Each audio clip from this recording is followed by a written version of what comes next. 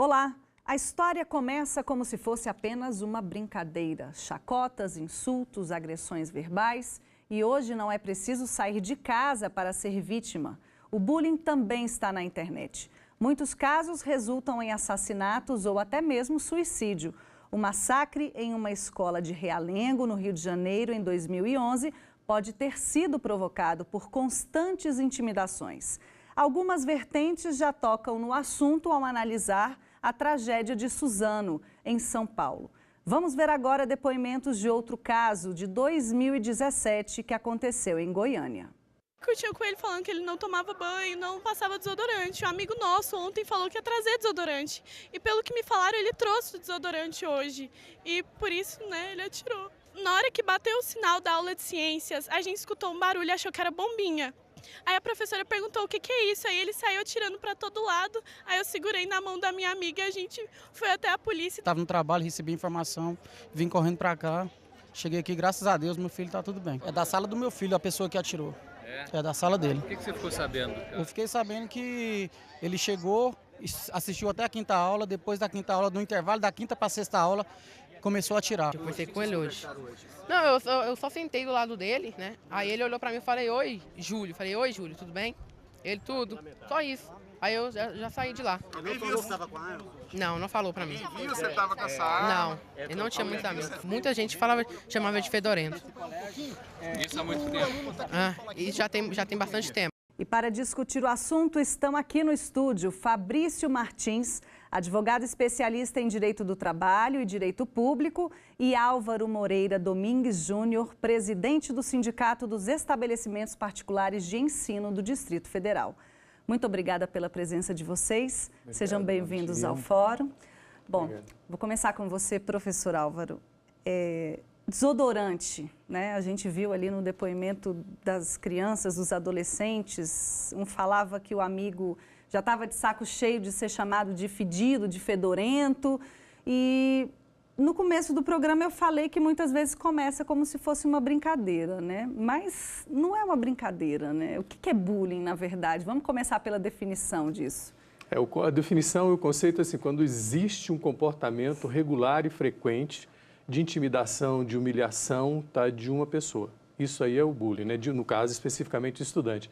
Para que você caracterize como bullying, a ação tem que ser recorrente, persistente, humilhando, inibindo, e, por vezes, causando profunda tristeza na pessoa. Isso compromete o processo de aprendizagem, né? O bullying tem essa característica.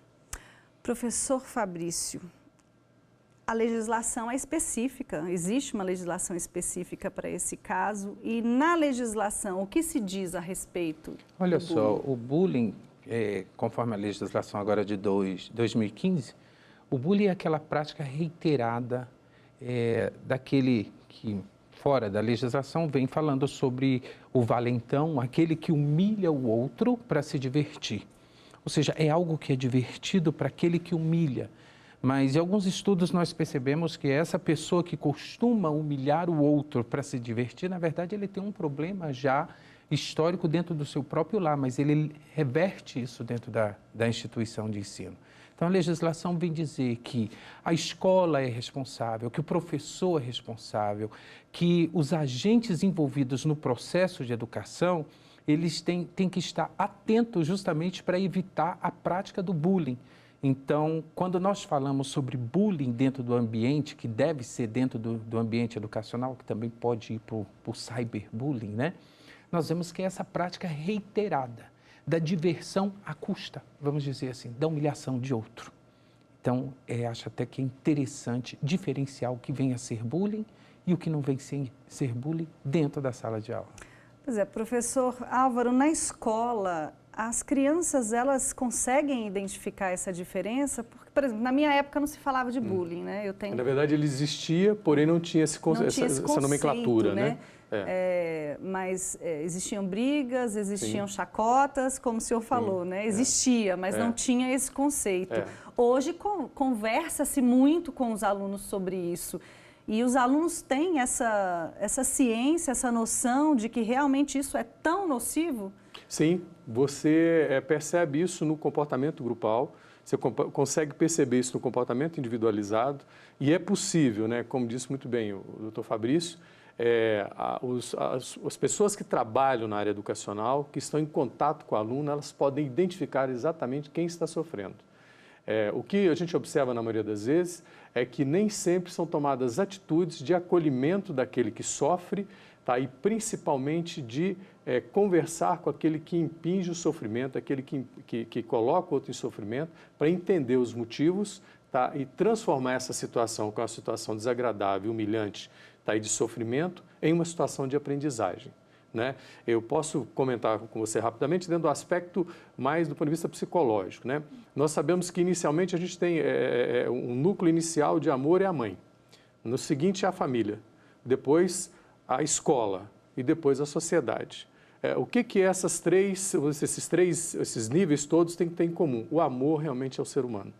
Porque se existir o amor ao ser humano, você consegue identificar essas situações, tá? Preveni-las e torná-las umas situações de aprendizagem, e não de humilhação e até de revolta e até de tragédia, como tem acontecido. Né?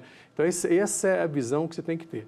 Falando de uma maneira mais objetiva, de maneira mais exemplificada, tá? É possível aos professores, aos funcionários da escola, identificar quando um aluno está sofrendo, tá? Regularmente por ação de outro, né? E tratar, obviamente, os dois, porque os dois têm que receber tratamento, aquele que sofre e aquele que impõe o sofrimento. Do mesmo jeito que uma criança que teve um amor materno, ou que teve uma família de acolhimento, ou que teve uma escola que se preocupou com a inteligência que a gente chama socioemocional, com certeza vai ser um cidadão, um adulto bem resolvido e que vai, antes de mais nada, né, mais do que sofrer com as ações de bullying, ter uma capacidade que nós chamamos de resiliência, de superar as circunstâncias a ela imposta e, obviamente, aproveitar esse momento para poder aprender, se superar e crescer como cidadão. É a questão dos limites, né? Nem sempre o que para mim tem um impacto para você pode não ter e vice-versa, né? Enfim, a gente precisa sempre pensar e se colocar no lugar do outro e com essa questão do amor muito, muito certa na gente, né? Fabrício, é crime? Olha só, eu tenho visto algumas consequências jurídicas para aquele que pratica bullying. E aí nós temos que visualizar primeiro quem é que praticou ou quem é que se omitiu perante a prática do bullying. Porque o professor que assiste à prática do bullying e não reage, nós não vamos falar do crime propriamente dito, ainda não, mas vamos falar do Código de Defesa do Consumidor. O aluno está numa instituição de ensino, ele paga para ir à escola e aprender e a desenvolver. E o professor assiste aquela prática e não reage, então ele acaba participando. Ou a instituição em um todo, seja o zelador, seja a instituição em um todo mesmo. Veja bem, se ela assim percebe o bullying e não reage, a gente pode buscar até um direito no Código de Defesa do Consumidor. Mas nós não podemos deixar de ressaltar que o pai é responsável pela atitude do seu filho menor. Só que nós estamos falando de menores, né? Nós temos o bullying na instituição de ensino superior, em que estão envolvidos maiores. Então, nós vamos ver que pode abrir a possibilidade da reparação civil por aquele dano suportado. E pode ser uma reparação tanto material quanto moral, porque aquele que sofre o bullying pode ter que fazer um tratamento psicológico, um tratamento psiquiátrico. E isso envolve dinheiro, isso envolve custos. E não só isso, você retira da criança ou do adolescente ou até mesmo do adulto vítima disso, diversas possibilidades de crescer na vida, como aquela pessoa que entra com uma determinada expectativa e em razão do bullying sofre, a gente tem uma coisa chamada no direito, chamada lucros cessantes, danos emergentes. Então, a gente pode visualizar que aquela pessoa, de repente, não sente mais vontade de ir à instituição, ou a sua autoestima ou a sua capacidade cognitiva ficou comprometido por causa do ato de terceiros.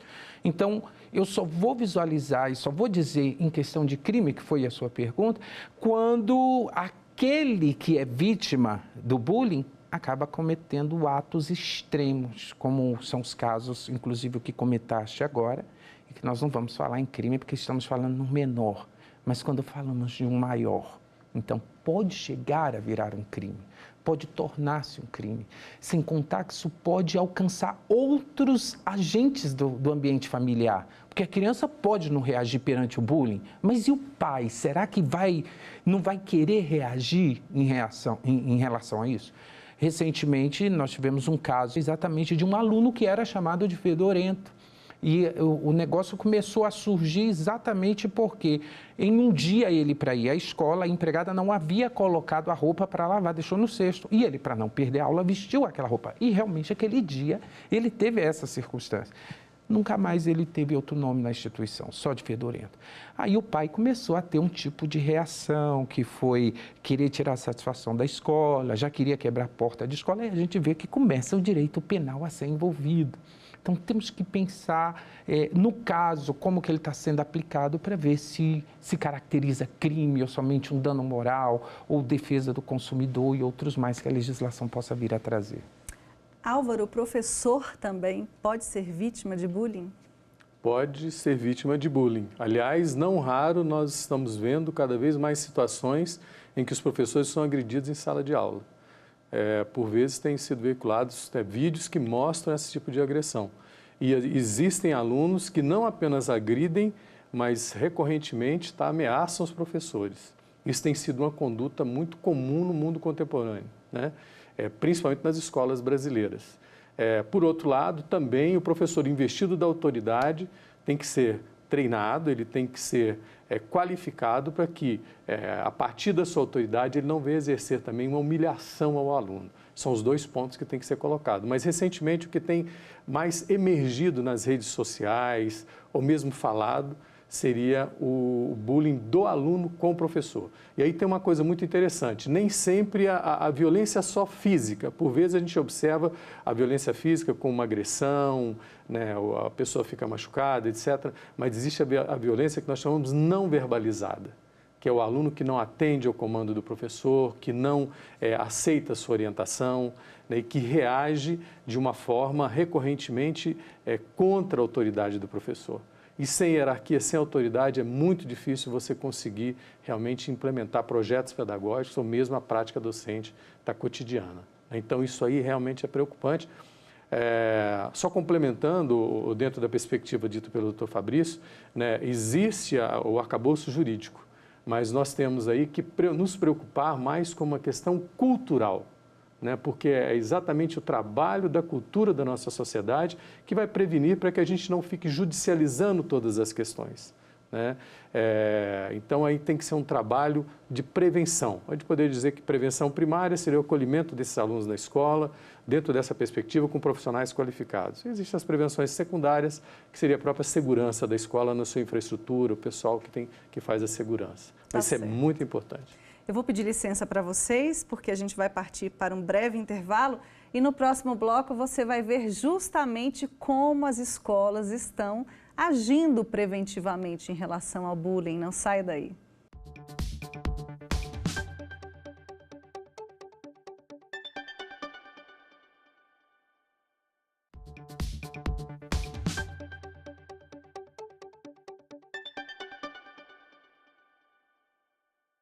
O Fórum está de volta e hoje estamos falando sobre bullying. Vamos saber como a lei aprovada em 2015 obriga as escolas a combaterem esse tipo de intimidação. A Lei 13.185 de 2015 obriga escolas a combaterem a intimidação sistemática. O bullying é definido como a prática de atos de violência física ou psicológica cometida repetidamente para intimidar ou agredir a vítima. A jurisprudência dominante já diz que é responsabilidade da escola cuidar da integridade física e moral dos seus alunos. Então, enquanto os alunos estão ali dentro, o problema é da escola para resolver, para afastar qualquer tipo de agressão, qualquer tipo de intimidação. A legislação prevê ainda que escolas promovam ações de prevenção dentro de sala de aula. É o que faz este colégio de ensino médio no Distrito Federal. O programa tem sido tão efetivo que mesmo com 1.800 alunos, em 2018, nenhuma ocorrência de bullying foi registrada. Basicamente é um trabalho preventivo. Você trabalha com os alunos desde a chegada à escola, tem o acolhimento, essa equipe já divide as turmas para fazer os atendimentos, e todo encaminhamento disciplinar, seja ele qual for, ele é primeiro feito uma triagem pela orientação educacional. Então, quando o problema é detectado, ele já é atacado na raiz. Então, ele não prospera, né? Não tem... As paredes mostram isso. Diversidade e respeito são mensagens comuns na escola. Os resultados são animadores. Os alunos são bastante unidos, a gente se respeita, também tem palestras e debates sobre, também tem os DAs, então é uma escola bastante inclusiva.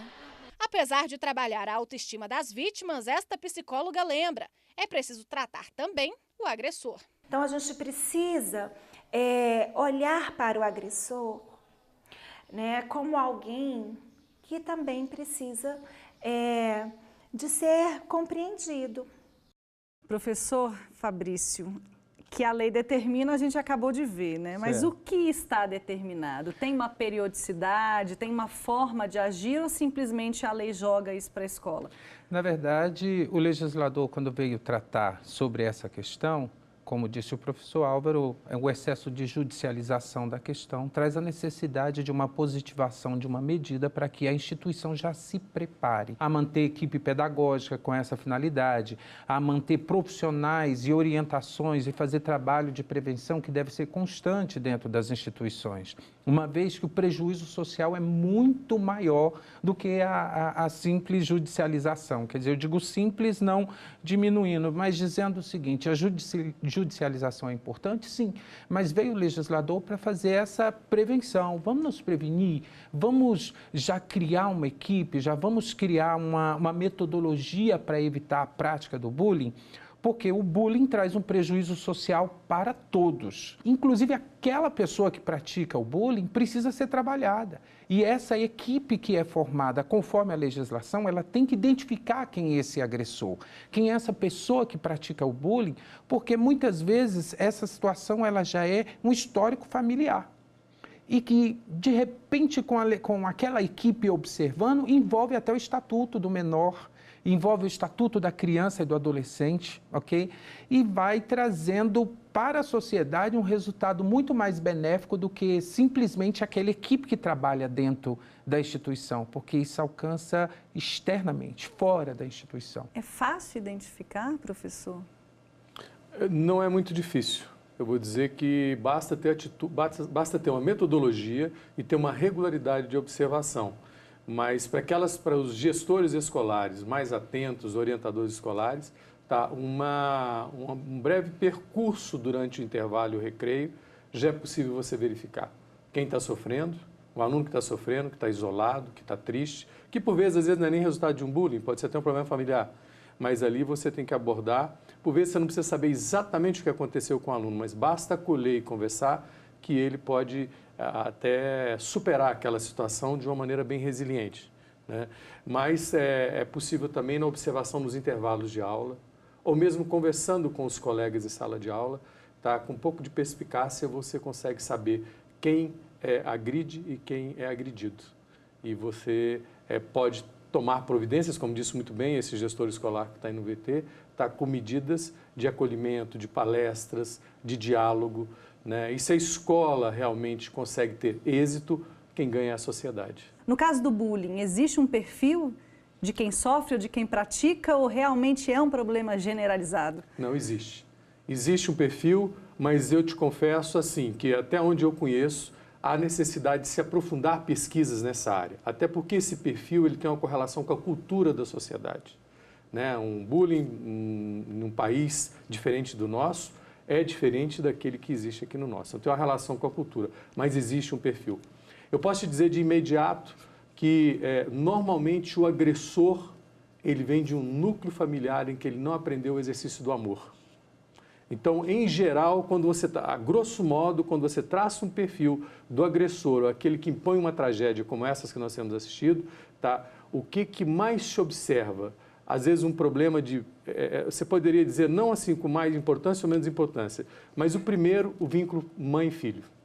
Esse é o primeiro. Se você traçar um perfil, você vai ver que há um problema inicial, relação amor materno-filho.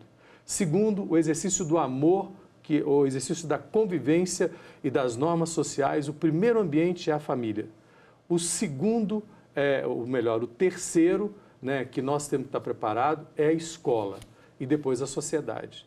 E você observa que esse universo ele vai se ampliando, né? Como eu disse inicialmente, tá, ele vai se ampliando e é a compreensão, a resolução desses níveis que faz com que essa pessoa apresente posteriormente uma patologia.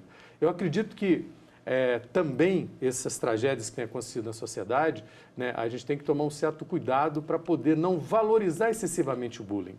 Existem outros fatores, isso é complexo e amplo, tá, que estão correlacionados. Nós sabemos também que o uso de drogas e o mercado das escolas é muito assediado pelos traficantes. O uso de droga predispõe certos adolescentes a apresentarem patologias psiquiátricas. E há um índice percentual na nossa sociedade de pessoas com essa predisposição. As drogas, eu poderia dizer assim, elas iniciam um processo de agravamento dessas patologias psiquiátricas. Isso com relação ao agressor, né? O agressor tem mais ou menos esse perfil. O agredido, né, ou a vítima, normalmente ela tem um outro perfil, né? Ela precisa ter também no seu núcleo familiar a valorização do grupo social que a acolhe. Aquele indivíduo que está na sua família uma âncora, um espaço de segurança, não apenas no vínculo com a mãe, com todos os familiares, ele normalmente fica imunizado contra as agressões do grupo e a violência e a humilhação do grupo. Ele consegue se superar de uma maneira mais resiliente. A grosso modo é isso. E o problema, ele é um pouco mais além do bullying. Ele é o bullying, mas existem outros fatores correlacionados. Eu citei a droga, que é um exemplo. Né? Nós podemos falar da estrutura familiar. Todos esses casos que nós citamos levantam essa questão, né? Pode ter sido bullying, né? Isso, por mais exatamente. que esteja bem aflorado, que seja o fator principal em alguns desses casos, mas em outros realmente houve essa discussão, né? Será que foi isso realmente? Será que não foi o problema da droga? Será que não foi um problema psiquiátrico, um problema com a família, um problema com a sociedade? Enfim, é uma conta difícil de ser fechada. E que é a importância da equipe preparada para identificar se é bullying ou não, né? Se o resultado do que está acontecendo tem a ver. E aí é a importância que a legislação trouxe da necessidade de se ter uma equipe preparada para identificar, porque a partir do momento em que você identifica, como disse o professor Álvaro, a prevenção é muito mais importante para o alcance de um resultado útil. Bom, eu tenho um exemplo agora muito bacana para mostrar para vocês e para mostrar para quem está nos assistindo. Eu sei que a gente podia extrapolar ainda mais essa discussão, aprofundando no cyberbullying, né, que a gente citou no primeiro bloco. Mas é muito bacana quando essa ação preventiva, ela surge dos próprios alunos, né? E é isso justamente, a gente vai ouvir agora um depoimento da estudante de 14 anos, Isadora Romero. Ela desenvolveu um projeto chamado No Bullying, No Audience, que significa sem plateia, sem bullying. Ela fala sobre os perigos de zoar os colegas. Vamos ver. Talvez o que seria mais efetivo não seria falar diretamente com a vítima e também não seria falar diretamente com o agressor, que é o que realmente acontece na maioria dos casos, mas sim falar com as pessoas que estão em volta. Que a gente deu o nome dessas pessoas de audiência ou de público. E nisso nasceu o projeto No Audience, No Bullying, ou em português, sem audiência, não há bullying. E o que nosso projeto focava? O foco era mostrar o poder que essa audiência tem na prevenção e na luta contra o bullying. E nisso nós desenvolvemos uma música, nós desenvolvemos algumas ações que poderiam ser feitas nas redes sociais para poder espalhar esse projeto. E agora falando um pouquinho sobre a minha experiência de ter ido para Nova York apresentar ele. De certa forma foi muito gratificante poder ver que todos esses meses de trabalho que a gente teve se tornou um projeto concreto e que a gente conseguiu fazer. E também foi uma experiência maravilhosa, foi uma experiência única. Eu sou muito grata de ter tido a oportunidade de viajar. Lá eu conheci as outras crianças dos outros países, nós trocamos diversas ideias, eu aprendi diversas coisas. E simplesmente foi algo que, se eu tivesse a oportunidade, eu faria tudo de novo, porque, sério, foi maravilhoso. Eu vou levar isso pro resto da minha vida e foi um grande aprendizado, tudo. É uma chave importante, aí eu jogo para os dois, vou começar com o professor Álvaro, por favor. Você veja bem, tá? Olha que iniciativa interessante e inteligente, né? Ela compreendeu exatamente o processo. Ela tirou a audiência do agressor e do agredido, né? Ou a plateia, né? E com isso ela minimiza o problema, né? Eu vou só tirar disso aí uma lição muito interessante. As redes sociais, elas são uma faca que corta para os dois lados, né?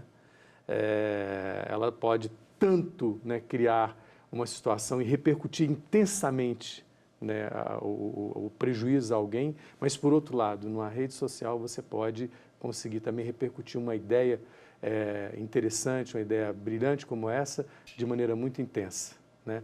Então, eu louvo esse tipo de atitude da Isadora e veja bem, tá? Se existe uma coisa que os nossos alunos são, os nossos estudantes, são criativos. Se você der espaço a eles, e eles são sedentos pela justiça, eles não querem ver um colega injustiçado. Como são sedentos pela justiça, tem a rede social, você pode construir situações semelhantes ao que essa estudante fez, com um valor inestimável para a escola e para a sociedade. É verdade. Professor? O que eu achei interessante também é a falta da audiência, né? Porque o que é o bullying? É aquela prática reiterada da diversão à custa de outro, né? Quando ele debocha, ele brinca, ele zoa do colega para poder se divertir. Se ninguém acha graça, se ninguém participa dessa diversão, não tem ibope, não tem audiência. Se não tem audiência, então aquilo perde o sentido perante o grupo. Então, é interessante que todo grupo entenda isso, inclusive no chamado redes sociais mesmo, né? Porque nas redes sociais a audiência ainda é muito ampla. E se você consegue, de repente, né, por meio, inclusive, da própria rede social, bloquear essas pessoas que praticam esse tipo de ato, você já faz até o trabalho de prevenção. Ou seja, é excelente esse projeto, quer dizer, se não tem audiência, não tem bullying, porque ninguém vai dar importância para aquilo que está sendo tratado. Tá certo. Eu agradeço a presença de vocês. Muito obrigada, Fabrício. Obrigado, eu. Muito obrigada, Álvaro. Obrigado, eu que agradeço, Jordana. Muito obrigado.